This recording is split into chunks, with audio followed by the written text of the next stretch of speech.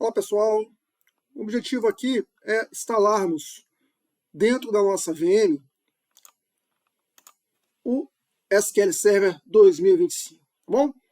Então, na aula anterior nós baixamos a ISO, né, do SQL Server 2025, então agora vamos dentro da VM que nós instalamos, né, dentro da VM relativo ao ambiente de banco de dados, nós criamos uma VM, né, que vai ser responsável pelo Domain Controller, né, pela gestão do domínio, e nós criamos uma máquina virtual, instalamos o Windows, né, o Windows Service dentro dessa máquina virtual, seguindo as melhores práticas, e agora vamos nos conectar nessa máquina virtual e vamos instalar o SQL Server 2025 dentro dessa máquina virtual, tá bom?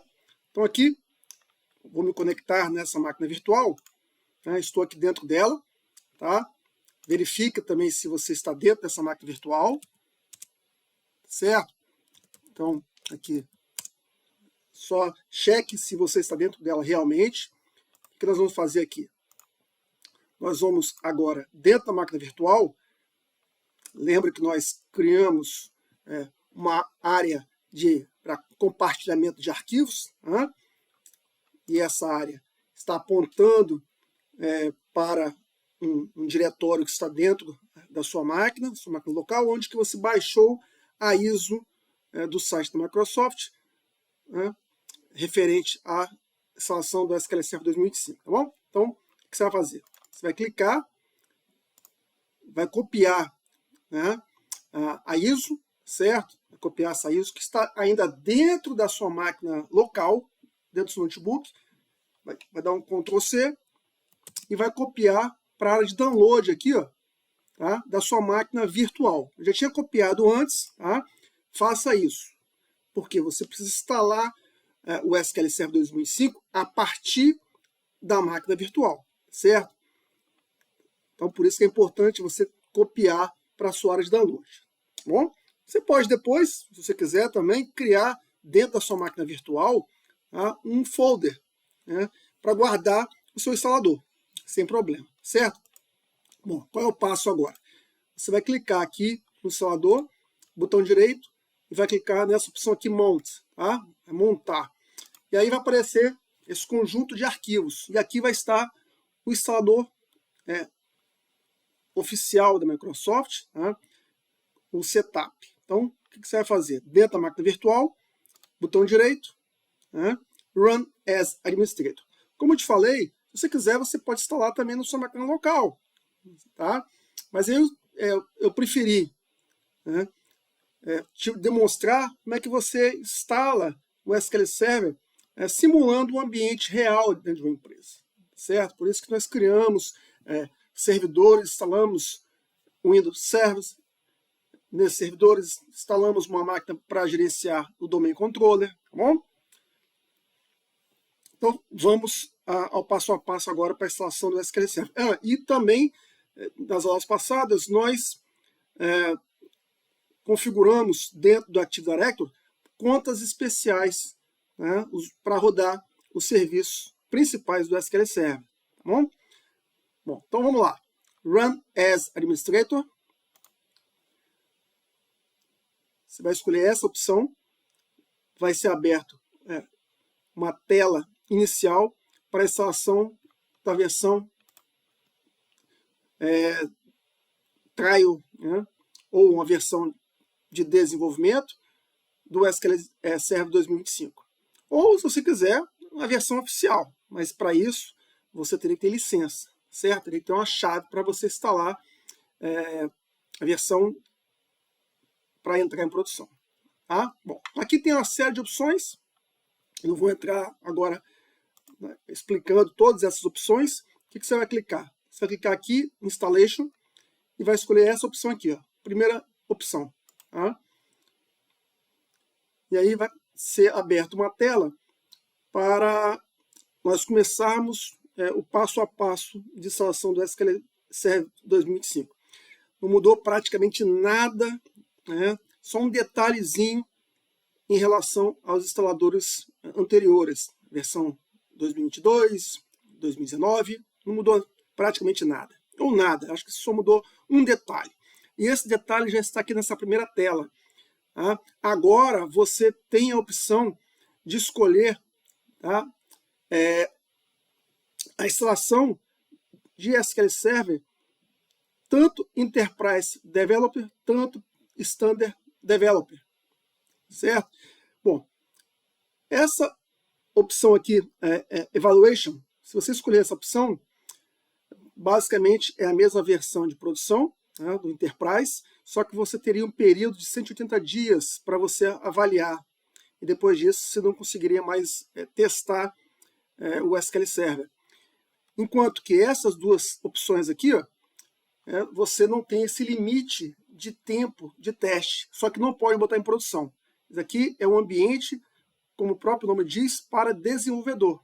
Tá? A galera que mexe com dev, que precisa desenvolver código, story procedures, functions, acessando o banco SQL Server, consiga fazer, né, através da instalação do SQL Server. Tá bom? Então ele vai utilizar essa versão.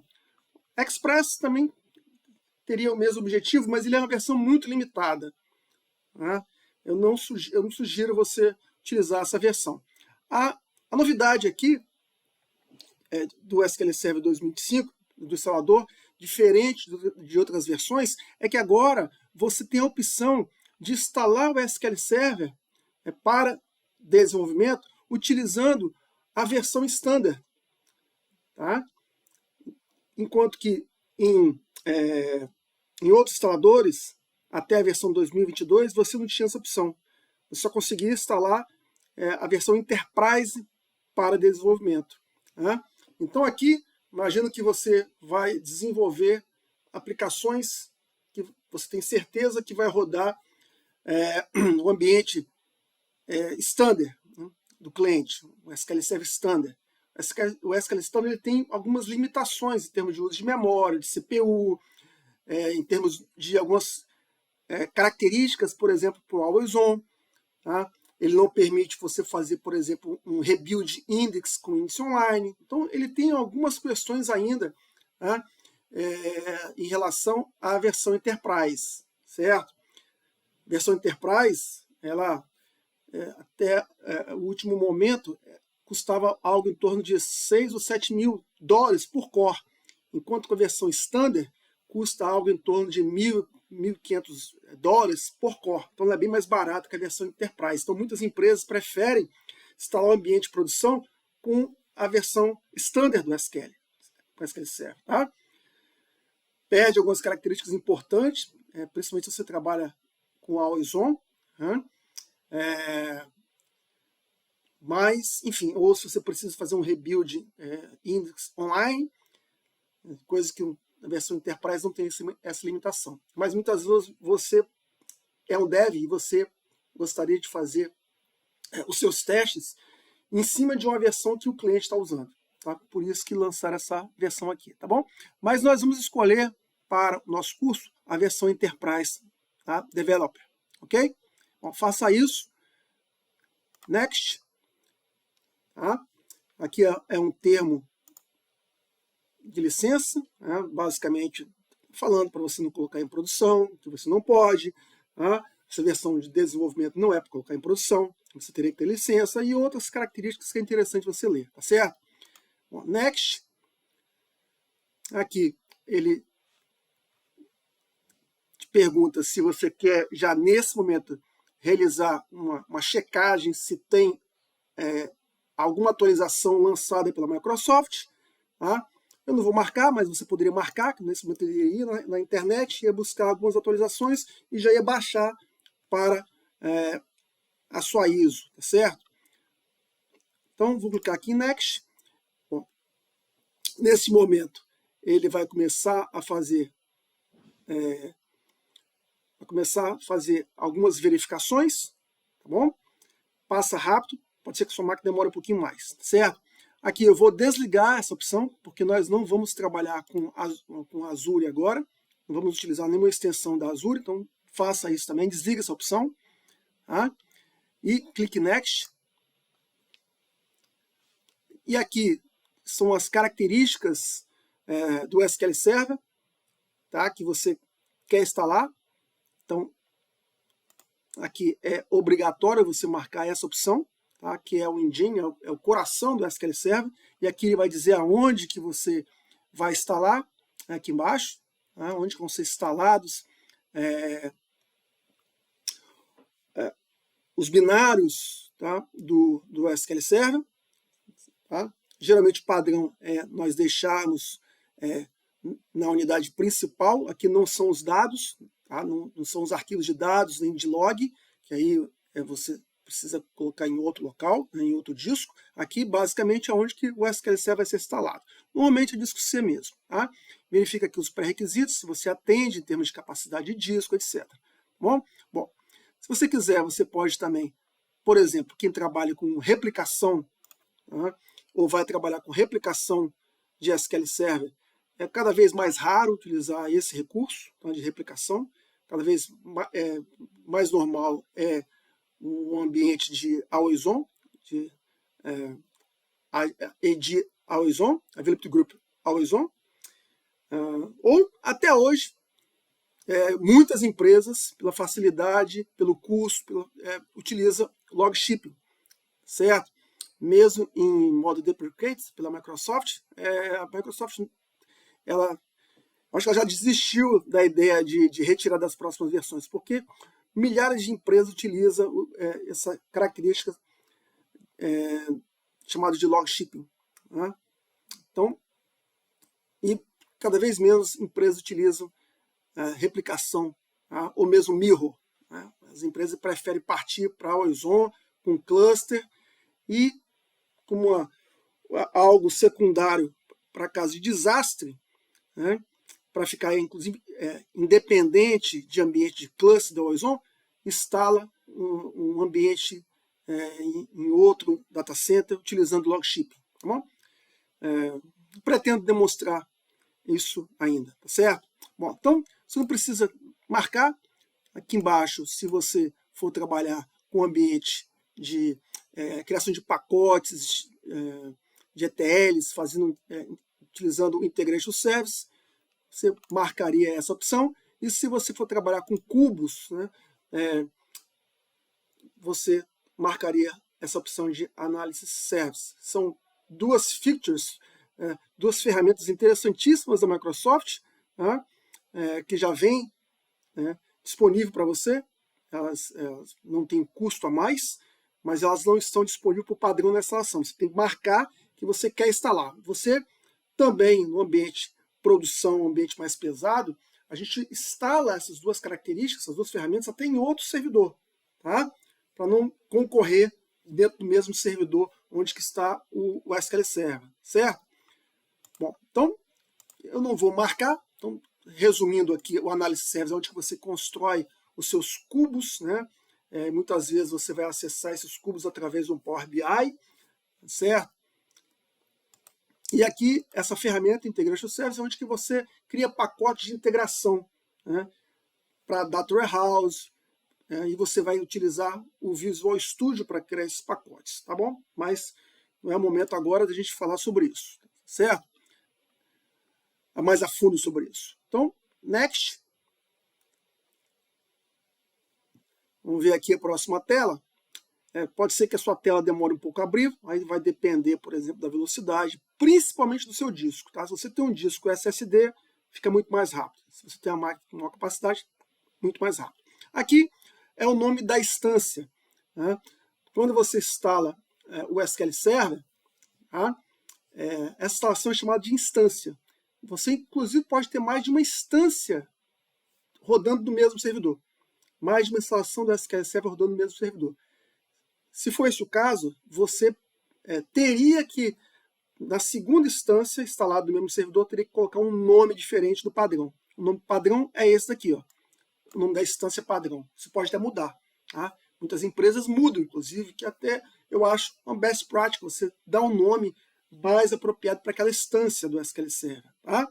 Mas a gente pode deixar esse mesmo padrão, tá? Que está aqui, tá bom? Só mais um detalhe, se você precisar instalar mais de uma instância do SQL Server no mesmo servidor, você depois teria que definir uma porta exclusiva para cada um dessas instâncias, tá bom? Porque vão ser serviços, né, rodando dentro do seu servidor. Serviço do Windows rodando dentro do mesmo servidor. Então, se você precisar instalar 2 instâncias ou mais instâncias de SQL Server dentro do mesmo servidor, às vezes as empresas fazem isso até para economia de licenciamento, né? Porque o licenciamento, como eu falei, é por cores, né? Número de cores de uma CPU. Então, muitas vezes as empresas até colocam mais de uma instância SQL dentro de uma mesma máquina. Você tem máquina lá com 32 cores, você coloca aí algumas instâncias a mais, tá? Mas toma cuidado com isso, porque você tem que fazer uma gestão desses recursos depois, tá? Inclusive gestão de uso de CPU, memória, etc. Bom, mas aí a gente tem outros recursos para trabalhar essa gestão. Por exemplo, um recurso, uma feature chamada Affinity Mask, outra Resource Governor, você consegue fazer uma gestão de recursos quando você tem mais de um SQL Server rodando na mesma máquina. Bom, vamos lá. Next.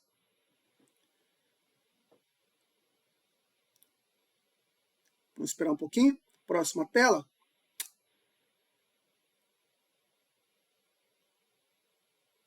Muito bem. Então aqui são os principais serviços que vão rodar, tá? Quando o SQL Server ele inicializar, ele vai rodar a partir desse serviço. Este aqui é o serviço principal do SQL Server e este aqui é o serviço muito importante também, tá? O SQL Server Agent, por exemplo, se esse serviço não estiver rodando, você não consegue fazer backups automáticos. Você teria que fazer backups manuais. Não conseguiria rodar, por exemplo, uma reindexação automática ou qualquer serviço automático. Então, esse serviço é o que permite que o SQL Server rode tarefas automáticas. Se você instalasse, por exemplo, a versão Express do SQL Server, você não teria essa característica. Você teria que criar scripts, teria que deixar esses scripts na máquina e teria que, por exemplo, usar o Windows Scheduler, tá, para chamar esses scripts para rodar, por exemplo, um script de backup. Mas através desse serviço aqui, ó, que você vai dar um start nele, vai pedir para ele ser inicializado aqui, ó, de forma automática, porque ele vem com um padrão não inicializado, mas você aqui vai colocar para ser inicializado de forma automática quando o Windows for reinicializado. Você vai poder criar jobs depois dentro do seu SQL Server, e esses jobs, quando bater um horário pré-definido para esse job, ele vai rodar uma rotina. Por exemplo, fazer um backup às 4 da manhã. Tá? Então, por isso que é importante você deixar aqui em modo automático. E aqui é o coração do SQL. Tá? O SQL Server Database Engine. Se você não deixar como automático, se o seu Windows, por exemplo, ele for reinicializado, você vai ter que ir lá, tá, inicializar de forma manual esse serviço, o que não é uma boa prática. Tá?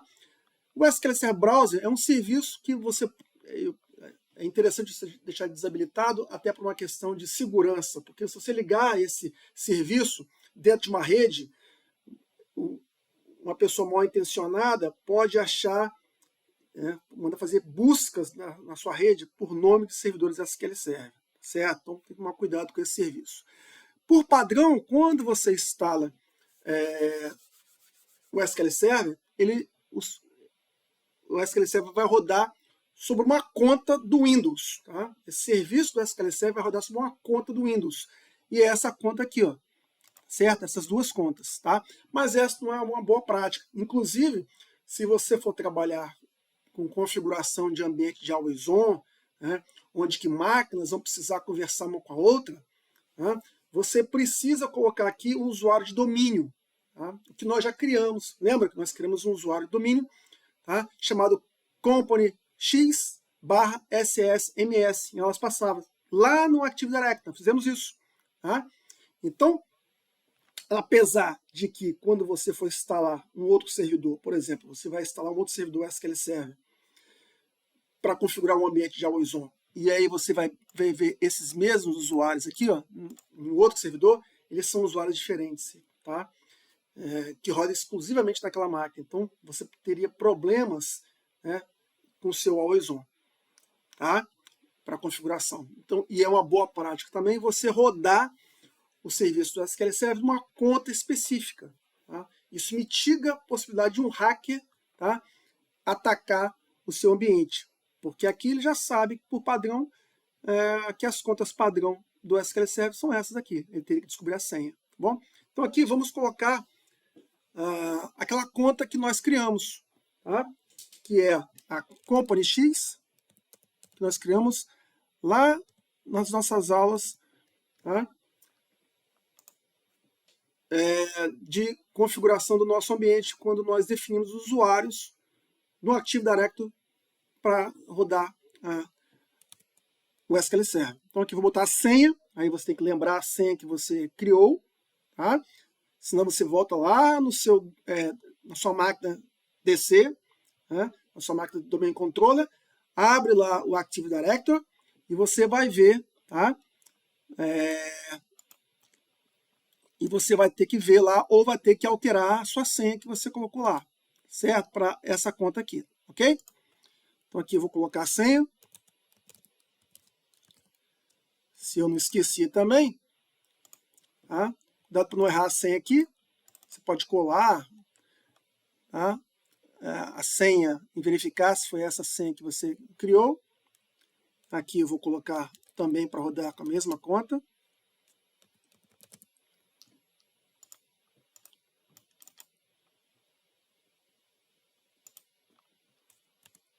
Opa, pronto.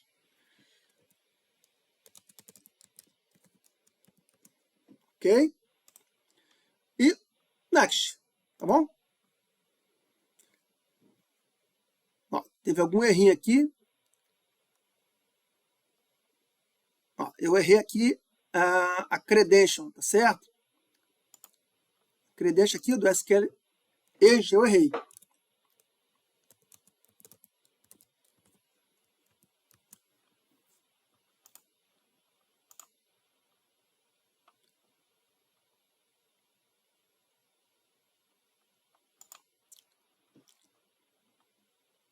Estou errando ainda aqui a minha conta.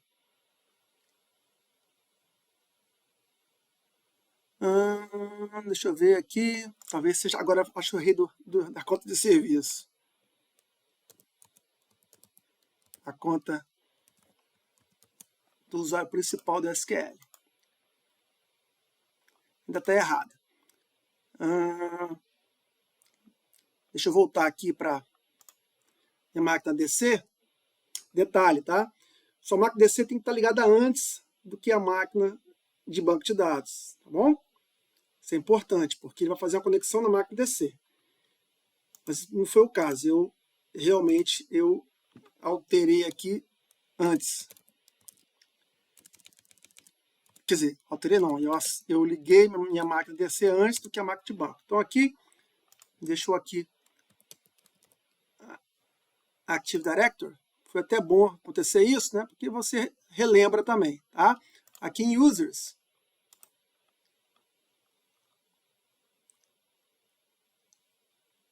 Tá aqui, ó. Eu criei aqui dentro, ó. Aqui é a conta. E eu vou aqui só...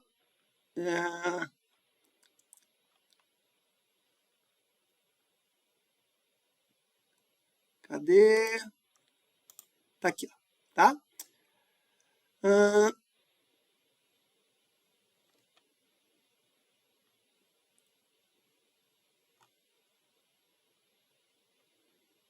Foi o seguinte. Senha...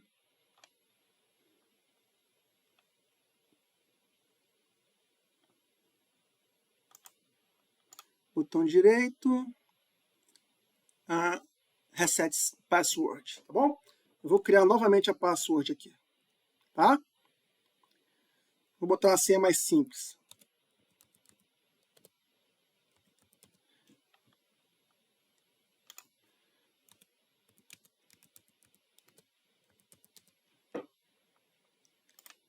Pronto. Password foi mudada. Deixa eu voltar para cá. Agora precisa funcionar.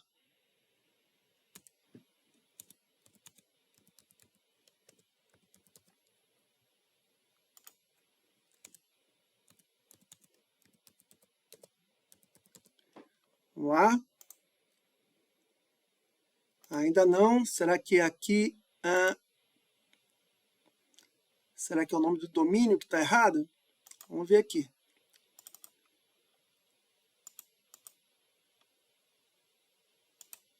General Address Account.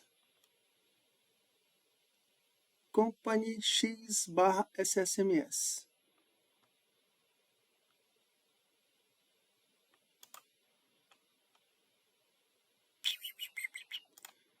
Vamos ver uma coisinha aqui. Windows Defender, para ver se tem alguma coisa com o Windows Defender aqui que está impedindo que essas duas máquinas conversem. Está desligado. Vamos aqui. Windows Defender. Está desligado também. Deixa eu dar um back aqui. Vamos fazer novamente.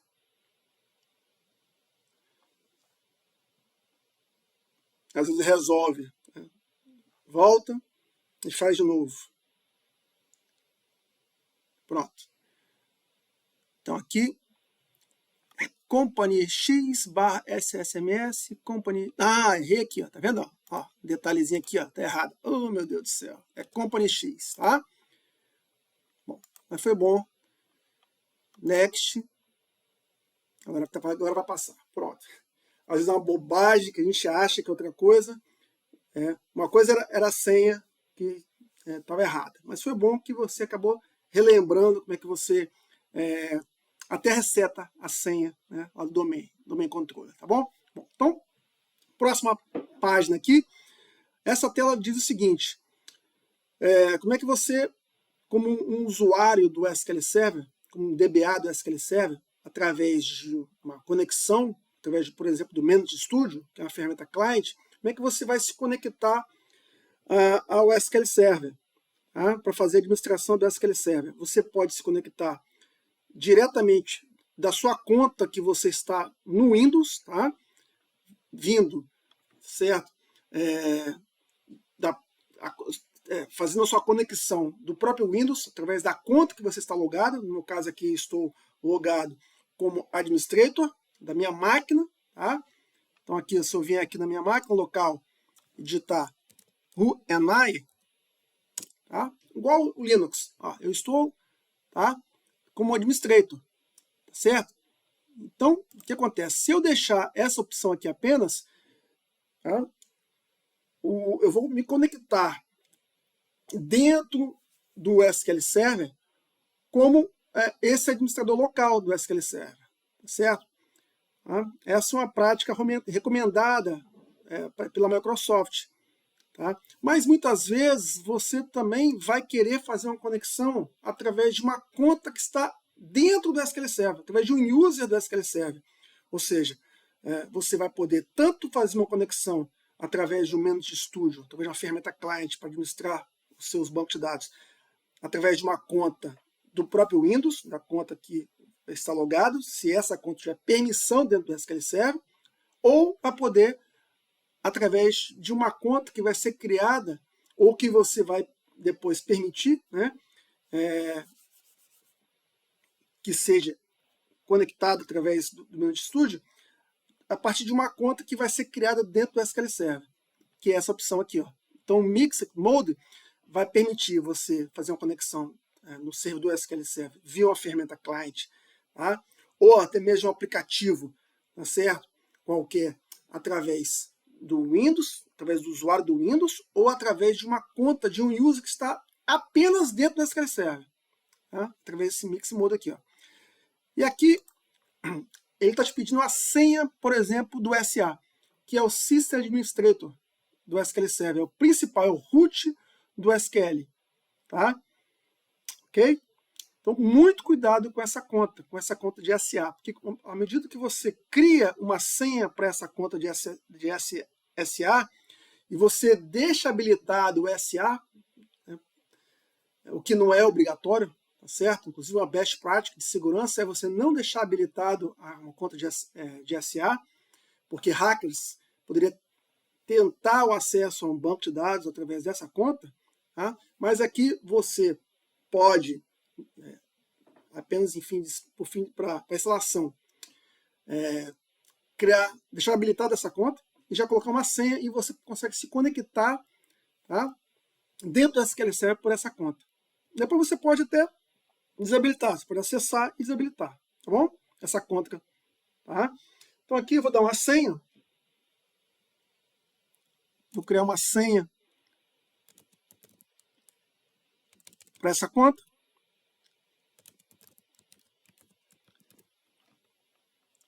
Cria uma senha para essa conta também você. E aqui é muito importante você faça esse passo aqui, ó. Ou seja, você coloca esse usuário corrente que você está instalando o SQL Server como sysadmin do SQL Server, como privilégio de sysadmin do SQL Server. Tá? Porque através dessa conta que você está rodando agora, você vai conseguir acessar o SQL Server para criar outras contas, certo? Depois você pode até remover essa conta, você pode até criar uma conta específica para o DBA, né? Se você nesse momento não for o DBA, você é alguém da infraestrutura que está apenas instalando o SQL Server, você coloca a sua conta que está sendo utilizada nesse momento, tá? Que é essa conta aqui, ó. Você se coloca como um sysadmin, tá? Do SQL Server. Por quê? Porque depois, dentro do SQL Server, você vai conseguir se logar no SQL Server, tá? A primeira vez, criar até, inclusive, uma conta para um DBA, certo? E aí depois o DBA ele pode remover a sua conta lá de dentro.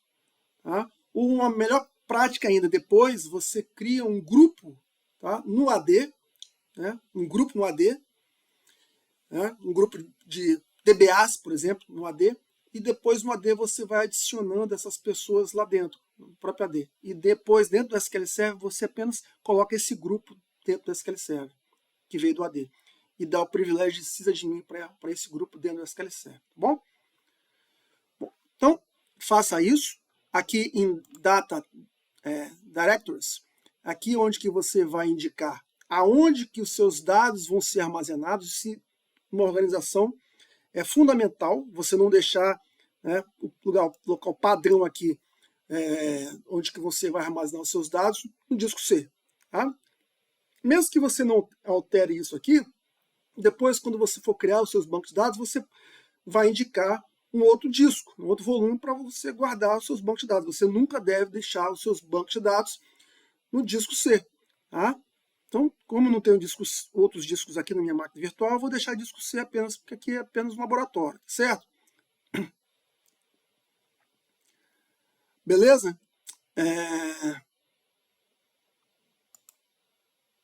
Bom, aqui, nesse local aqui, tá?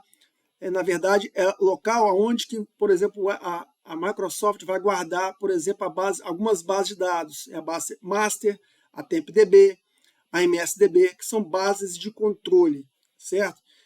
Na maioria das organizações, essas bases ficam no disco C, mas também acho uma boa prática não deixar no disco C, deixar isso em outro disco, tá bom? E aqui é o local onde que você vai indicar aonde que estarão, tá? As bases de dados dos usuários, as bases de dados corporativas, né? Que ele coloca dentro da pasta data, mas ele coloca no disco C também, por padrão. Tá? Então, se você não mudar esse local aqui, lá no SQL Server, né, se você não indicar onde que vão ser criadas as bases de dados, por padrão ele vai criar nesse local do disco C. Certo? Então, se você já alterar aqui na sua instalação, indicando o local ideal para os dados, né, disco G, disco F, quando você for criar um banco de dados, ele já vai usar esse padrão, certo? E aqui é onde que o SQL Server vai criar o log, os arquivos referentes às transações. Tá? O SQL Server, como outro banco de dados relacional sério, toda vez que ele faz um insert, update, delete, antes de ele gravar aquela informação propriamente dos dados que foram inseridos, alterados e deletados no disco, todas as operações, elas são antecipadamente gravadas, essas operações de insert, update, delete, bem como estava a versão anterior do dado, ele grava isso em arquivos de log, que tem a extensão .ldf. Tá? E o ideal para você ter um ganho de performance é você colocar em um disco diferente dos discos dos dados, tá bom? E aqui é onde que os seus backups vão ser realizados, tá?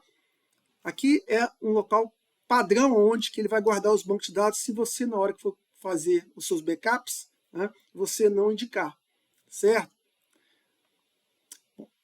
TempoDB. TempoDB é uma base de dados importantíssima, certo? Então o SQL Server, toda vez que ele precisa, por exemplo, fazer um order by, se ele não tem memória física suficiente para ordenar os dados em memória, ele vai usar uma área de disco para ordenar esses dados. Imagina, muitas vezes você realiza um comando e sua tabela tem lá milhões, bilhões de linhas, e você às vezes pede para fazer uma ordenação, ou usuário, ou aplicação. Então, certamente não vai ter memória física suficiente. Tá? Então, ele vai utilizar esse banco chamado TempoDB. Tá? E esse banco tem um container lógico. No frigir dos ovos, ele tem arquivos que estão no disco. Tá certo? Então, por padrão, já tem algumas versões, a Microsoft cria quantidade de arquivos de acordo com a quantidade de cores da sua máquina. Então, se a sua máquina tem lá 4 cores, a sua CPU tem 4 cores, a Microsoft vai criar 4 files na instalação, vai indicar a criação de 4 files. Se a sua máquina tem 8 cores ou mais, a Microsoft vai criar 8 arquivos. Isso para diminuir a concorrência, tá? A contenção, porque se você tivesse todas as operações de order by, não só order by, qualquer operação que envolva tabela temporária, group by, várias operações,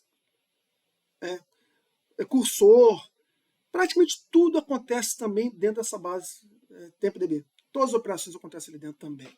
Tá? Então, se você tivesse todas as operações ocorrendo apenas em um arquivo, você ia aumentar muito a disputa de recursos por esse arquivo. Então, por isso que a Microsoft, desde a instalação, ela divide esse banco de dados em vários arquivinhos.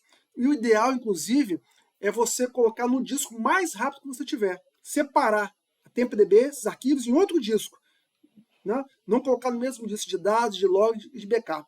Para quem trabalha com Azure, a gente coloca esses arquivos, por exemplo, em um disco D. É um ephemeral disk. É um disco muito rápido. Tá? Então, é muito importante que você faça isso, tá certo? Aqui você não precisa mexer, porque já meio que já está atualmente definido como best practice. Tá? MaxDop, também você não precisa alterar esse MaxDop, tá certo?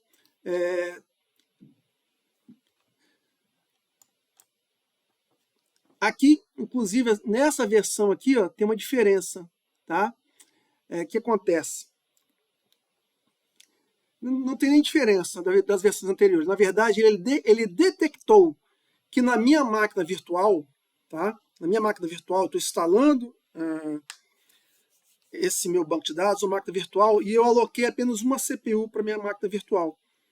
Se eu tivesse alocado, por exemplo, para minha máquina virtual 10 CPUs virtuais, aqui ele iria colocar 0, certo? Ou seja, 0 seria uma informação de que as operações que ocorrem dentro do SQL Server, operações, qualquer select mais complexo, insert, blocos de comandos complexos, o Ultimate Build Query da Microsoft, que vai evoluindo a partir de novas versões que vão chegando, o Ultimate Build Query, ele poderia utilizar todos esses cores, né, quebrar as operações, aquele comando que pode ser um comando muito complexo, imagina que você tem um select com group by, order by, have, cursor, vários comandos ali dentro, uma história precisa muito complexa, ele poderia quebrar esse bloco todinho de forma paralela e simultânea em todos esses cores. Tá? E a partir do recebimento do resultado da execução de cada um desses blocos em diferentes cores, tá? O SQL Server iria, através de um controlador de threads, ele iria unir esses resultados e ia trazer para o resultado final para a aplicação. Tá? Então, o padrão aqui em outras versões é 0. Como na minha máquina eu tenho apenas um core, ele já colocou um core. Tá? Ou seja, eu só defini aqui um processador para minha máquina virtual. Beleza? Bom, mas mais à frente a gente volta a falar sobre isso com mais profundidade, tá bom? Bom, memory aqui é a quantidade de memória que você vai usar, disponibilizar para o SQL Server. Quanto mais memória física você liberar para o SQL Server, mais rápido o seu SQL Server vai ser, assim como acontece com qualquer banco de dados, né? Porque o acesso a dados da memória física é centenas de vezes mais rápido do que acessar um disco, mesmo disco SSD. Então, quanto mais memória você tiver, melhor. Tá? É claro que você tem que lidar com algumas questões para evitar swap em disco. Você não pode dar toda a memória para o SQL Server e o seu Windows ficar sem memória. Tá bom? Mas pode deixar esse padrão, depois a gente volta a falar. E file stream é coisas que a gente não vai conversar nesse momento, tá bom? Bom, next.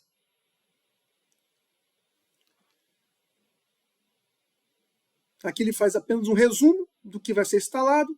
Install. Tá bom? Então, o processo é esse. Ele vai começar a instalação do SQL Server. No final, ele vai dar apenas uma mensagem se a instalação foi feita com sucesso ou teve algum problema.